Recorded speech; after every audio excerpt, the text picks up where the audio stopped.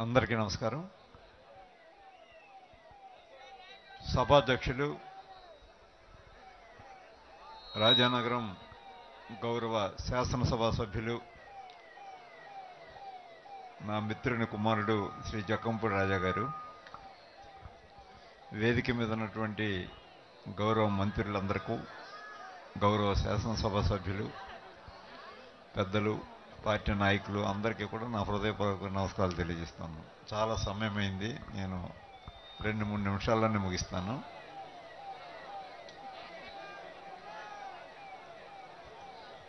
ఇక కొద్ది రోజుల్లో, దాదాపు 2 నెలలు దాటిన తర్వాత మేమందరం ప్రజా కోర్టుకు రాబోతున్నాం. మీరే న్యాయమూర్తులు. చక్కని తీర్పు చెప్పవలసిన బాధ్యత మీదే. అన్ని రాజకీయ పార్టీలు మీ దగ్గరికి వస్తూ ఉంటాయి. ఎవరు వాగ్దానాలు వారు చేస్తూ ఉంటారు. ఒక్క విషయం మాత్రం మీరందరూ కూడా దయచేసి ఆలోచన చేయాలి. ఇప్పటి వరకు భారతదేశంలో అంటే 1952 నుంచి మన ఎన్నికలు జరుగుతూ ఉన్నాయి. ఇప్పటి వరకు భారతదేశంలో ఎన్నికల్లో ఇచ్చిన వాగ్దానాలు పూర్తిగా అమలు జరిపిన పార్టీ ఒక్క పార్టీ కూడా లేదు. దేశంలో ఒక్క పార్టీ కూడా లేదు.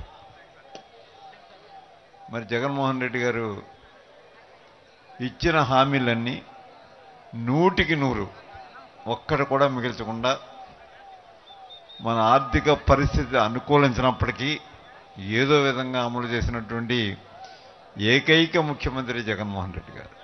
ఖచ్చితంగా మనం అంగీకరించవలసిందే. అది మనం ఒకసారి కొంచెం ఆలోచన చేస్తే రాజకీయ పార్టీల మీద కొంచెం విశ్వాసం పోయింది ప్రజలకు. ఎంచేదండి, ఇచ్చిన హామీలను పూర్తిగా అమలు చేయట్లేదు అని. ఎన్నికల్లో ఒక మాట మాట్లాడతారు, ఎన్నికలు అవగానే పూర్తిగా వ్యతిరేకతగా మాట్లాడుతూ ఉంటారు. ఒకసారి తెలుగుదేశం పార్టీ చంద్రబాబు నాయుడు గారిని చూస్తే 642 హామీలు ఇచ్చారు. 600 హామీలను గాలి విడిచిపెట్టేశారు. ఇది ఇక్కడ వెనుకబడిన తరగతుల మహాసభ. వెనుకబడిన తరగతులు, షెడ్యూల్డ్ కులాలు అంటే సామాజికంగా అంత అభివృద్ధి సాధించలేదు అని ఇన్ని రోజులు మనం చెప్తూ ఉన్నటువంటి ఈ సభ జగన్మోహన్ రెడ్డి గారు ముఖ్యమంత్రి అయిన తర్వాత ఒక రాజకీయ సమానత్వంతో పాటు అన్ని రంగాల్లో కూడా దాదాపు 100కి 60% ఈ బడుగు వర్గాల వారినే ముందుకు తీసుకొచ్చినటువంటి ఏకైక ముఖ్యమంత్రి జగన్మోహన్ రెడ్డి గారు. దేశంలోనే, ఒక రాష్ట్రంలోనే కాదు, దేశంలోనే ఏకైక ముఖ్యమంత్రి. మరి వీరు ఇంత పెద్ద ఎత్తున కార్యక్రమాలు చేసినప్పుడు మనందరం ముఖ్యమంత్రి గారికి 100కి 100% మనం ఓట్లు వేయవలసినటువంటి అవసరం ఉంది అని ఈ సందర్భంగా మీ అందరికీ కూడా నేను మనవి చేస్తున్నాను. ఎవరో ఇంత పెద్ద ఎత్తున ప్రోత్సాహం ఎప్పుడూ చేయలేదు.